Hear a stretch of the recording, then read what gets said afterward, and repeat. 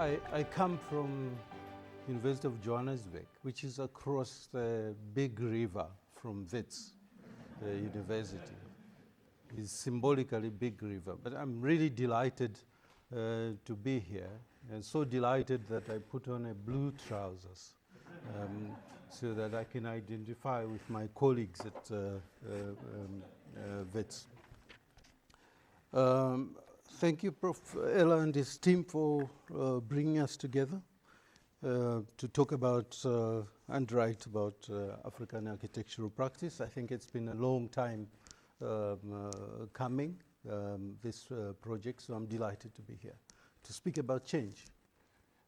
Secondly, I think Professor Okoye yesterday set the tone for change and for collaboration and for rethinking of the curriculum and education in Africa. And so this afternoon I present to you just two experiments on architectural education, reimagining or reimaging the curriculum in the context of Johannesburg, where we do work, because we think it is important. Two experiments from which to begin to address the changes. I think Ramota and Becky really defined very well the challenges before us. And in their talk, if you listen very carefully, there's mention of curriculum challenges, there's mention of political decisions that have to make. So that's the kind of orientation from which I come from. And I speak about the curriculum because it is seen in Africa. It's a sacred cow. You cannot criticize it. You cannot change it. And I'm sure from Nigeria, all the English-speaking countries, to Kenya, to Tanzania, to Botswana, Zambia, Malawi, the curriculum is the same. And that's a worry, 50 years on average after independence. Why? We know its origin. And so I want to think of it as a political decision we have to make as architects. And I think Becky also mentioned political decisions. So we have to make the political decision. And especially so, after fees must fall, curriculum must fall, and roads must fall, the cousin of the two, we have to make a decision about the curriculum. And so these bodies, RIBA, CAA, SACAP, whose acronyms, full acronyms you all know, continue to influence what we do teach in Africa. But we know Africa is not a country.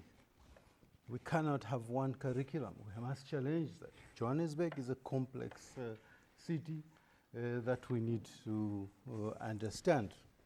And so to begin, English is not really it's my third language. It's not my strong point, but sometimes I play around with its words. Context comes from the word con, meaning together. Texere, meaning together. So I thought, wow, how do we weave together the curriculum in a way that begins to respond to with whom could we weave together? And there are many academics. So I put in Paulo Freire and Gabriel and Siglo and Jonathan Jennings, and for those of you who are theorists, to show you that I also read theory. No, but really to show you that they say certain things that we can begin to address our curriculum from. The student is missing in this curriculum. And if you come to Johannesburg and many other places, then you'll find a different kind of student. It is not one identity, but multiple identities of the student. So how do we rethink a student-centered curriculum? We all have, including myself, a vague idea of what it is. And especially in South Africa, since 1994, the student body has changed. There's many identities. So we heard Tanzim talk about how access was really controlled at Wits, the UJ, its heritage was worse. Not even the government could decide who could come in to run Afrikaans University. And that's where I am. Curriculum, the meaning, it's a race course with obstacles for students to overcome so that they can get some skill.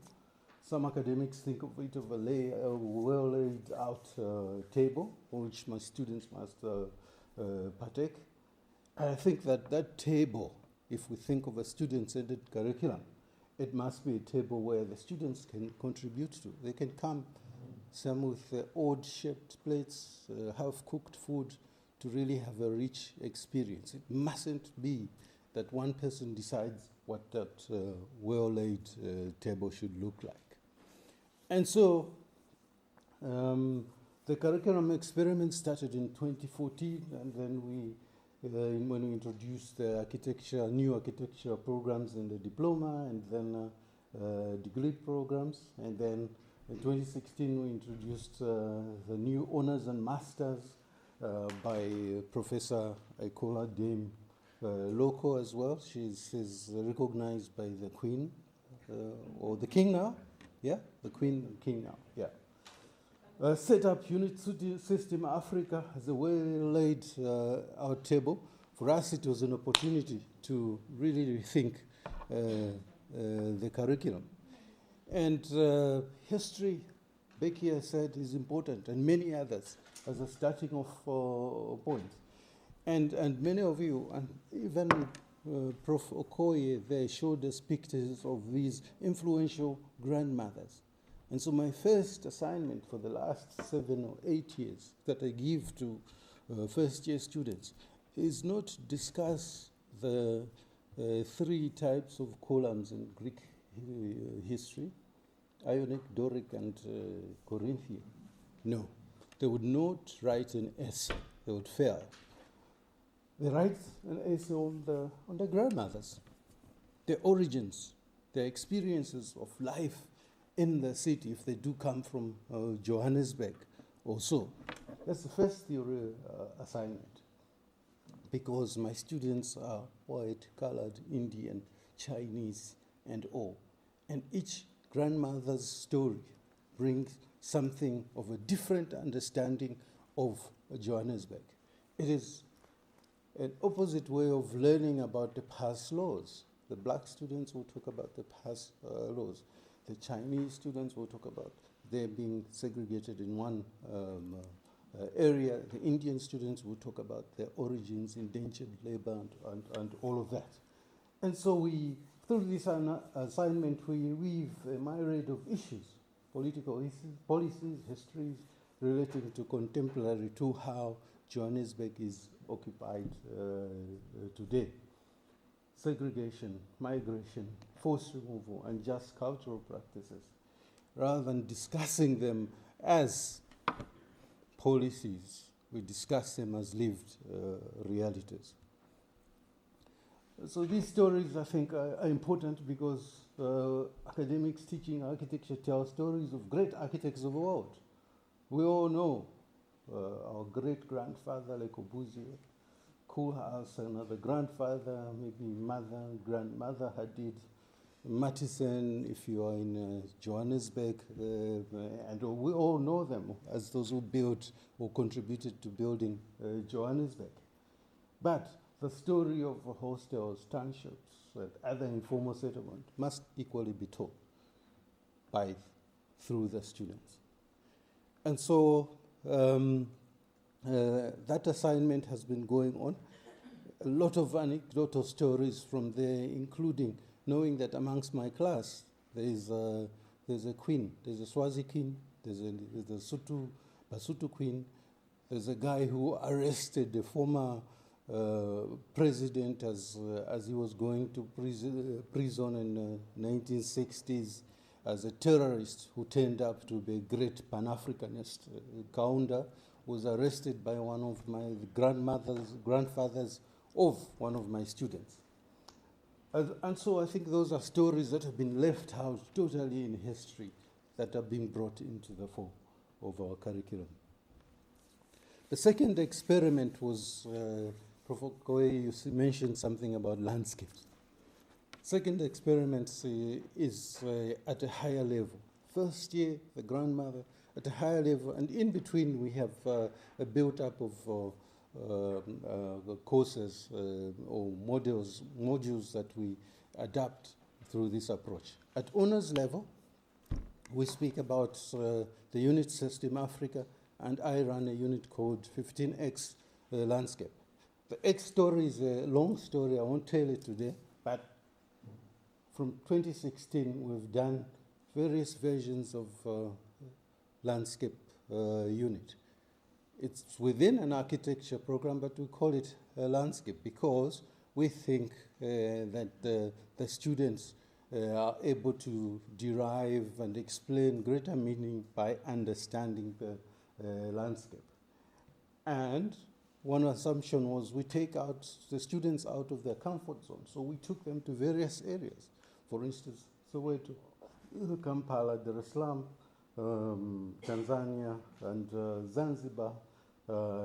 COVID years, toxic urban landscape in Gauteng, memory also in the COVID year, and then we resumed our inter-country regional movements to go to Gaborone, and then we went to Venda, technically, which is Bantustan, which was a foreign country in the apartheid times.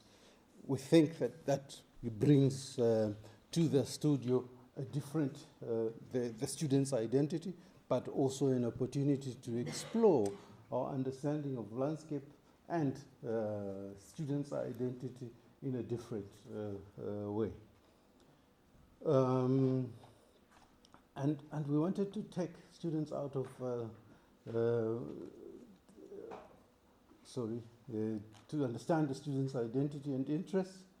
And secondly, adopt a landscape approach to understanding design challenges. Thirdly, engage in core knowledge creation that was student-driven. Fourthly, it was necessary to take students out of Johannesburg and South Africa to establish genuine connection with understanding of Africa.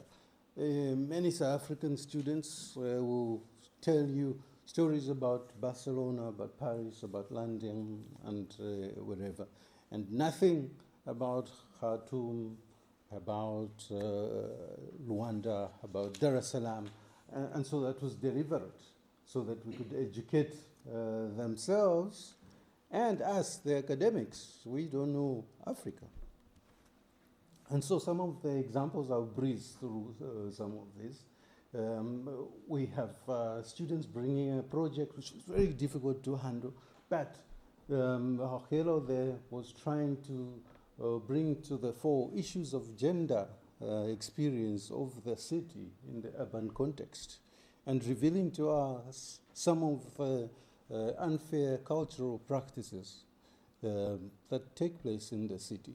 How do we represent them in an architectural space? And I'll give you a link where you can read more about this. Tsaukani was speaking about the experience of migrants, black migrants from African cities who continue to flock to Johannesburg. What is their experience?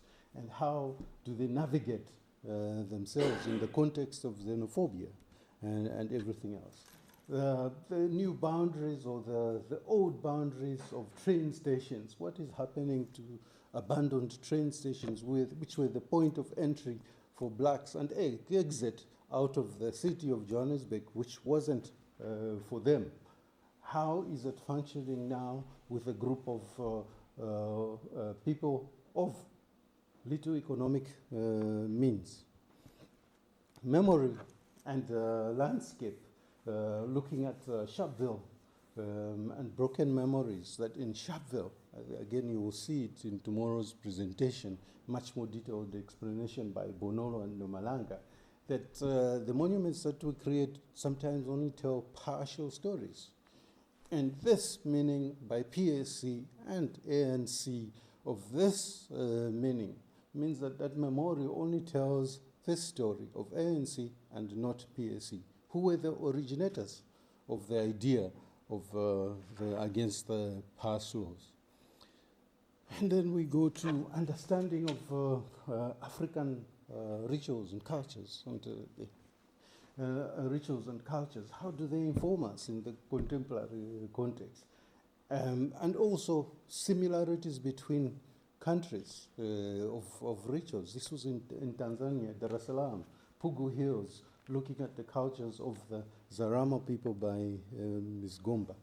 And also Shaman looking at, there was a question about, do Africans have maps? Yes, they have maps. That section is drawn from understanding of Bamangesi people in Kenya, who at the top, the king lives, and then there are ritual places right down to the grain silos at the bottom there. You can explain how the whole village is set up according to ritual. Nomalanga speaks about plants and medicinal plants on the edges of Lake Victoria. Another map, Bonolo, would explain that much better. In Dar es Salaam, we found in the public space that is called Munazi Moja, one coconut tree. There were initial expressions by the local people there about how it could be occupied. And we believe that the projects begin to shape a curriculum that is weaved in the lived experience of Africa. It supplements the traditional curriculum. We contribute to the main curriculum. We believe exposing our students to a wider context. We've prepared our students for inclusive practice which can help them to weave together grounded responses to challenges and opportunities of the future of Johannesburg, our context. Jody speaks about African spirituality and how, where to settle, where to grow food, where to bury the dead in the Baganda culture comes from understanding the spirits. Again, to satisfy the theorists, there is some reference there, so please refer to that. I'm an academic practitioner, so what I do preach in class, I also write down. I've written in folio there, the 2 articles in folio you find. The latest one there is in public spaces. There's an Instagram there where you can find all the projects that I've spoken about. This is us. There again, the X, you might attach it to Wakanda, but that's in Kampala, Uganda. That's us in Zanzibar, in a Eastern Eastern Europe architect design. That's us in Botswana. That's us in Toyando. Education must be more important than architecture. Education must be ahead of practice. Nasrid Temia does say that. And I do think that we are pushing the boundaries. Thank you, Yalebo, Yawonga, asanteni sana.